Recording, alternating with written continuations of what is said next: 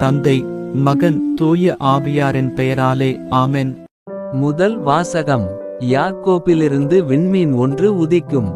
எண்ணிக்கை நூலிலிருந்து வாசகம். அதிகாரம் 24. இறை வார்த்தை 2 முதல் 7 முடிய மற்றும் 15 முதல் 17 முடிய. அந்நாள்களில் பிலேயாம் ஏறிட்டு பார்க்கவே குலம் குலமாக பாளையம் இறங்கிய இஸ்ரேலை கண்டார். அப்போது கடவுளின் ஆவி அவர் மேல் இறங்கியது. அவர் திருவுரையாக கூறியது. பெக்கோர் புதல்வன் பிலேயாமின் திருமொழி. கண் திறக்கப்பட்டவனின் திருமொழி. கடவுளின் வார்த்தைகளை கேட்கிறவனின், பேராற்றல் வாய்ந்தவரின் காட்சியைக் கண்டு கீழே விழுந்தும் கண் மூடாதவனின் திருமொழி. யாக்கோபே, உன் கூடாரங்களும், இஸ்ரேலே, உன் இருப்பிடங்களும் எத்துணை அழகு வாய்ந்தவை. அவை விரிந்து கிடக்கும் பள்ளத்தாக்குகள் போன்றவை. ஆண்டவர் நட்ட அகில் மரங்கள் போன்றவை. நீர் அருகிலுள்ள கேதுரு மரங்கள் போன்றவை. அவனுடைய நீர்க்கால்களிலிருந்து தண்ணீர் ஓடும். அவனது விதை நீர்த்திரளின் மேல் இருக்கும். அவனுடைய அரசன் ஆகாகை விட பெரியவன். அவனது அரசு உயர்த்தப்படும். பிலேயாம் திருவுரையாக கூறியது. பெக்கோரின் புதல்வன் பிலேயாமின் திருமொழி. கண் திறக்கப்பட்டவனின் திருமொழி. கடவுளின் வார்த்தைகளை கேட்டு உன்னதர் அளித்த அறிவை பெற்று பேராற்றல் உடையவரின் காட்சி கண்டு கீழே வீழ்ந்தும் கண் மூடப்படாதவனின் திருமொழி.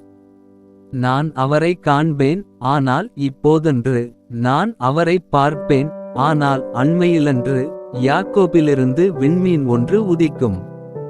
இஸ்ரேலிலிருந்து செங்கோல் ஒன்று எழும்பும். இது ஆண்டவரின் அருள்வாக்கு.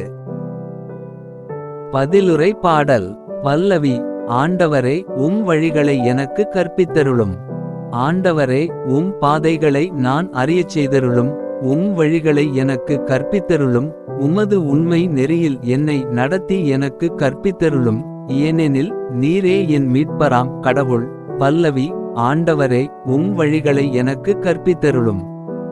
ஆண்டவரே, உமது இரக்கத்தையும் உமது பேரன்பையும் நினைந்தருளும். ஏனெனில் அவை தொடக்க முதல் உள்ளவையே.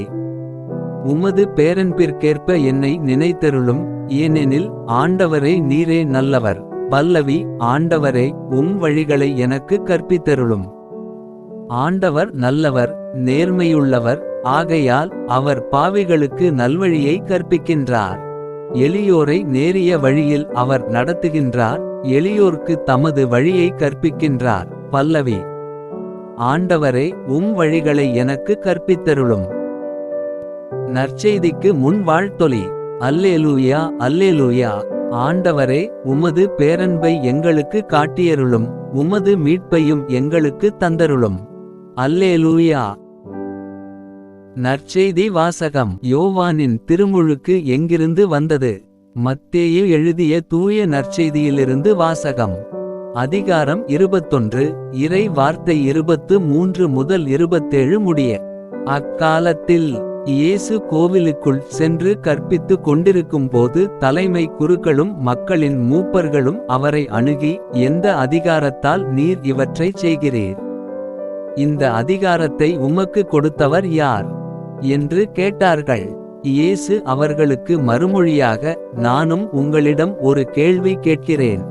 நீங்கள் அதற்கு மறுமொழி கூறினால், எந்த அதிகாரத்தால் இவற்றைச் செய்கிறேன் என்பதை நானும் உங்களுக்குச் சொல்வேன். யோவானுக்கு திருமுழுக்கு அளிக்கும் அதிகாரம் எங்கிருந்து வந்தது? விண்ணகத்திலிருந்தா, மனிதரிடமிருந்தா? என்று அவர் கேட்டார்.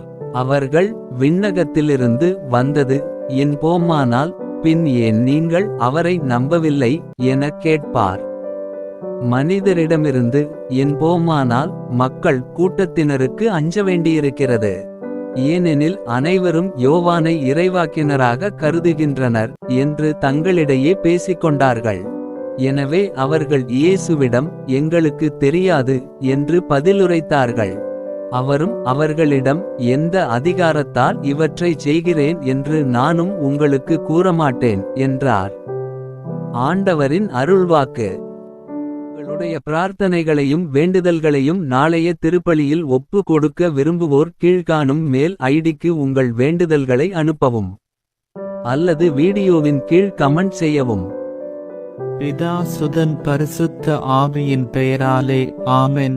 தின பிரார்த்தனைகளுக்காக லைக், சப்ஸ்கிரைப் மற்றும் பெல் ஐகானை கிளிக் செய்யவும்.